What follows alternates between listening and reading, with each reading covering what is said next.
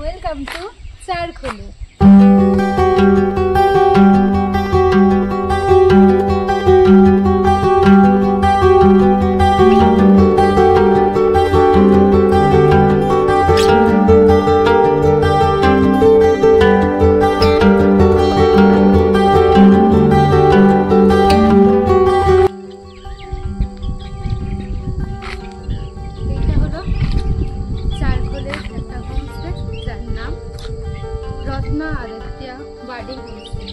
এই হলো সামনেটা, এটা খুব সুন্দর, আর সামনেটাও খুব সুন্দর করে সাজানো ফুল গাছ দিয়ে, চারিপাশটা ফুল গাছ দিয়ে খুব সুন্দর সাজানো। সামনে একটা বুদ্ধ মূর্তি আছে, সেটাও তোমাদেরকে দেখাবো। এইটা হলো এন্ট্রি।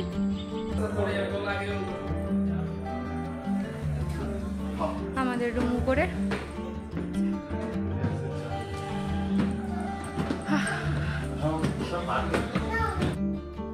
রুমে এসে স্নান করে নিয়েছি, এইবারে খেতে যাবো, লাঞ্চটা করবো। লাঞ্চ করে এসে তোমাদেরকে আর কি খেয়ে আসি, তারপরে আর কি তোমাদেরকে পুরোটা আর কি রুমটা ঘুরে দেখাবো।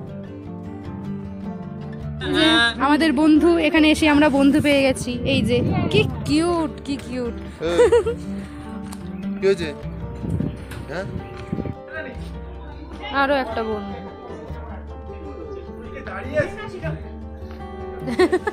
অবস্থা দেখো।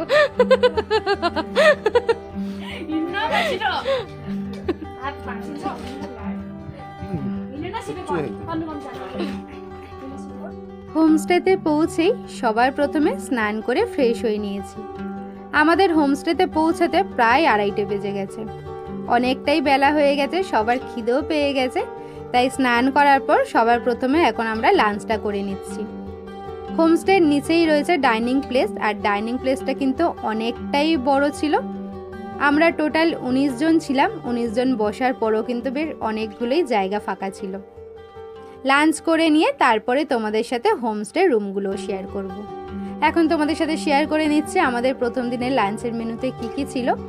প্রত্যেকটাই টেবিলে ওনারা আলাদা করে ভাত, ডাল, তরকারি রেখে দিয়ে গেছিলেন, আমরা নিজেদের মতো সার্ভ করে নিয়েছি। লাঞ্চের মেনুতে ছিল সাদা ভাত, সাথে স্কোয়াশের তরকারি, মুসুরির ডাল, স্যালাড, পাঁপড় ভাজা আর ডিমের কারি। পাহাড়ের এই ডালটা এতটাই ভালো খেতে ছিল যে আমি তো বেশি ভাতটাই ডাল দিয়েই খেয়েছি। সাথে পাঁপড় ভাজা আর ডাল অসাধারণ লাগছিল, একদম অন্য রকমের লাগছিল খেতে। আমার তো বেশ ভালো লেগেছে। আর যেটা না বললেই নয় সেটা হলো স্কোয়াশের তরকারি, যেটা এখনও মুখে লেগে রয়েছে। আমি বাড়ি ফেরার পর এই স্কোয়াশের তরকারিটা কিন্তু ভীষণ মিস করছি। এটাই ছিল প্রথম স্কোয়াশ খাওয়া, তাও আবার পাহাড়ে, যা রান্না ছিল অসাধারণ। এখানে সব কিছু রান্নার স্বাদ দারুণ ছিল, আর ডিমের কারিটা খেতেও ভালো ছিল। তবে সব কিছু রান্নাতে ঝালটা কম ছিল, কারণ অনেকেই আছে এমন ঝাল খেতে পারে না, আর বাচ্চারাও ছিল যেহেতু, তাই ঝালটা কম ছিল। কিন্তু দারুণ খাবার দাবার ছিল। এই হলো লাঞ্চের মেনু। Lunch complete. 4টে বেজে গেছে, বলো 4টে বাজে, একদম ডট 4টে। রুমে যাই। এটা হলো 105 নম্বর রুম, পাশে রয়েছে 106, 9, ওখানেও একটা আছে। তোমাদেরকে আমি এখন এই 105 নম্বর রুমটাই ঘুরে দেখাবো। রুমে ঢোকার সাথে সাথেই ডান পাশে রয়েছে একটা বড় মিরর,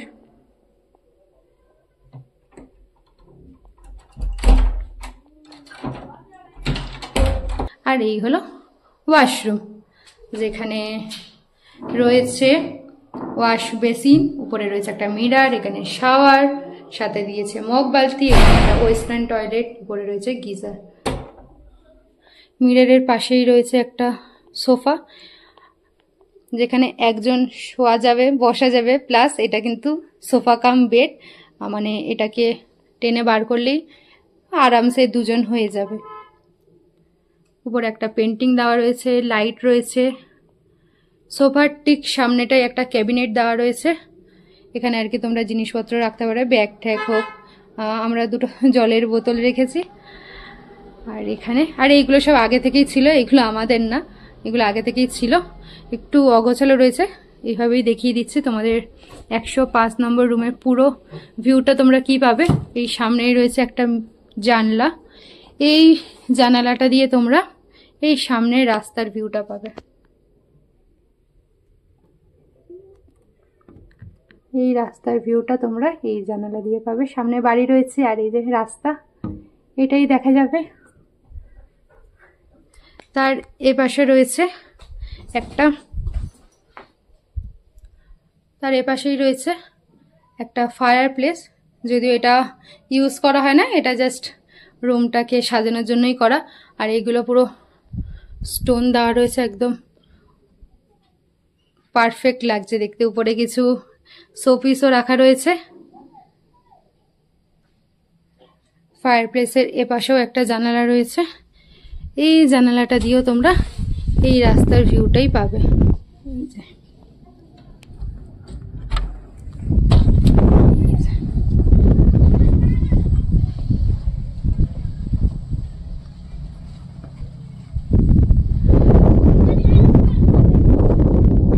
আর ঠিক এই উইন্ডোর উল্টো দিকেই রয়েছে একটা বড় সাইজের বেড। এখানে বালিশ দেওয়া রয়েছে, সাথে দুটো ব্ল্যাঙ্কেট আছে মোটা মোটা।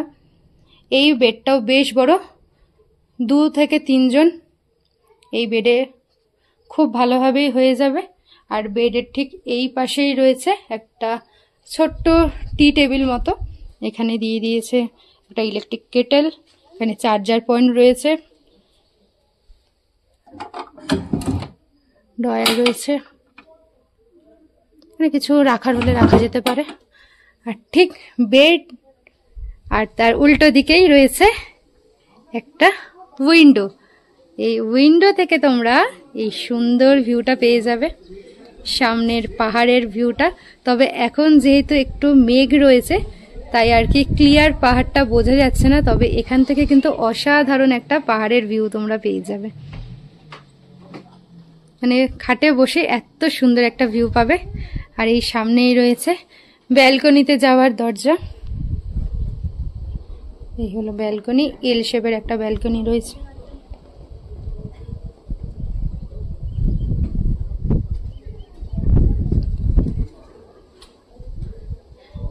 ব্যালকনির এই পাশটা থেকে আমরা এই পাশের জানলা দিয়ে যেই রাস্তার ভিউটা পাচ্ছিলাম, এই পাশ থেকে সেটাই দেখা যাবে।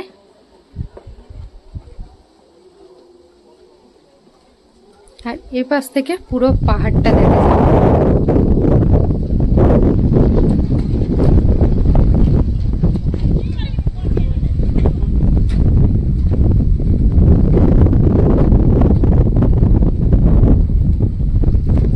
পাহাড়ের উপরে এখন মেঘগুলো উড়ে উড়ে আসছে, এই দৃশ্যটাও কিন্তু দারুণ লাগছে দেখতে।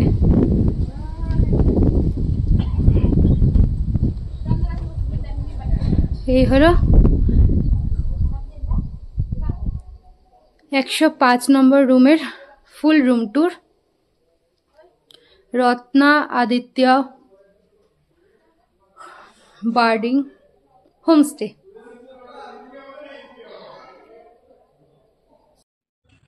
রুমের পাশ থেকে চলে গেছে এই রাস্তাটা। এই রাস্তাটা বেশ খাড়াই। এখান থেকে যাওয়া যাবে একটা ভিউ পয়েন্টে। দেখি রাস্তাটা কত দূর। বেশ ভালো লাগছে চারপাশটা, এই যে পাহাড়ের উপর মেঘ, দারুণ সুন্দর।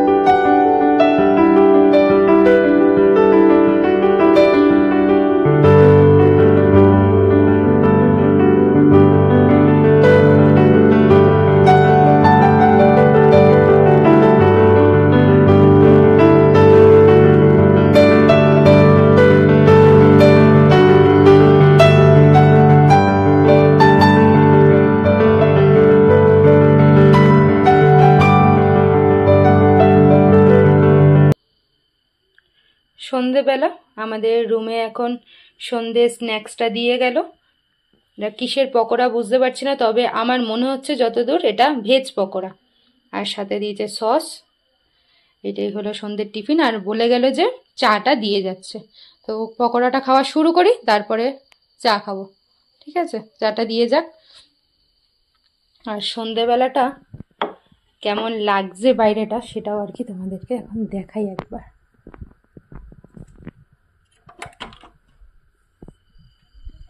এই দেখো,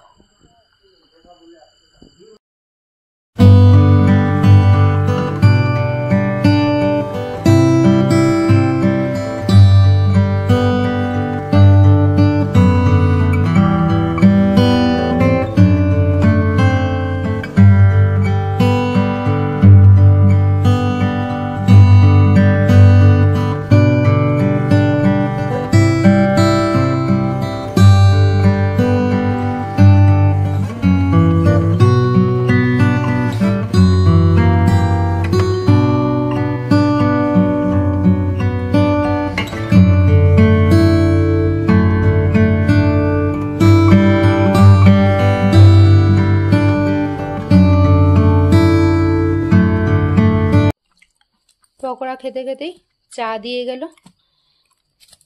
দুধ চা, আর সাথে আলাদা করে সুগার দিয়েছে, মানে চিনি।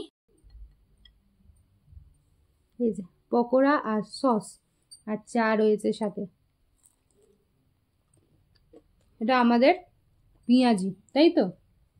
একদম বড় কাপ ভরে চা দিয়েছে। পাহাড়ে এসেছে আর চা না খেলে হয়। এবার দেখো তো চাটা কেমন। অন্যরকম।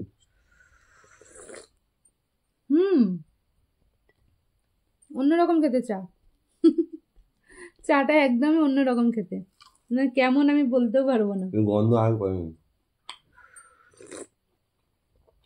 এইরকম চা আগে খাইনি।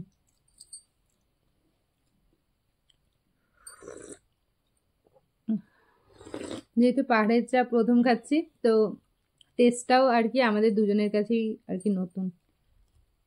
এখন বাজে রাত্রির 9:45। এখন যাব নিচে ডিনার করতে। এই সময় তো বাড়িতে জীবনেও খাই না, তবে এখানে আর কি এই সময় আর কি খাওয়া দাওয়া হয়। পাহাড়ে আর কি সব কিছুই আর কি তাড়াতাড়ি, মানে পাহাড়ে 9টা-10টা মানে অনেক রাত।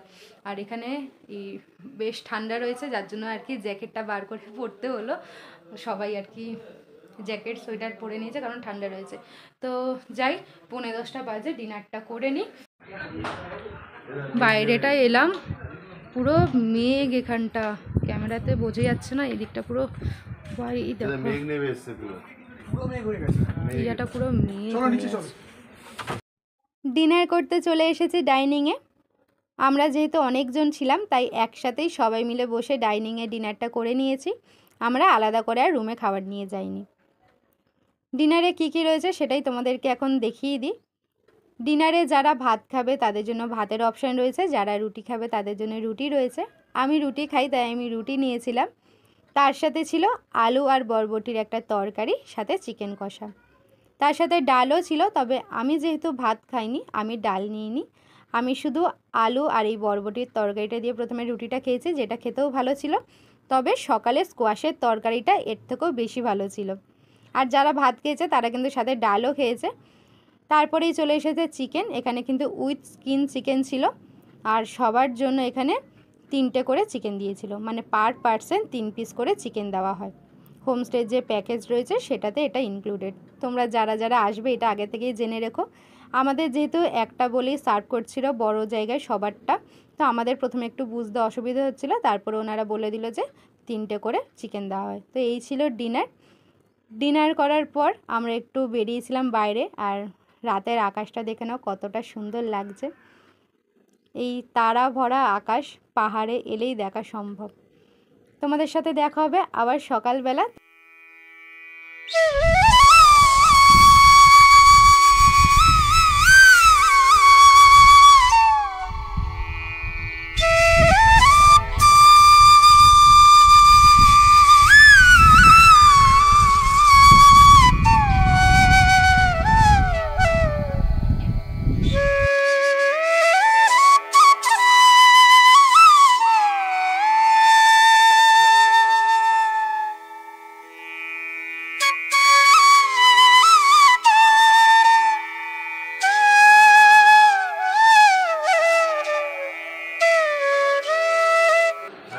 ব্রেকফাস্টের সময় হয়ে গেছে, এখন আমরা যাচ্ছি ব্রেকফাস্ট করতে। আসো।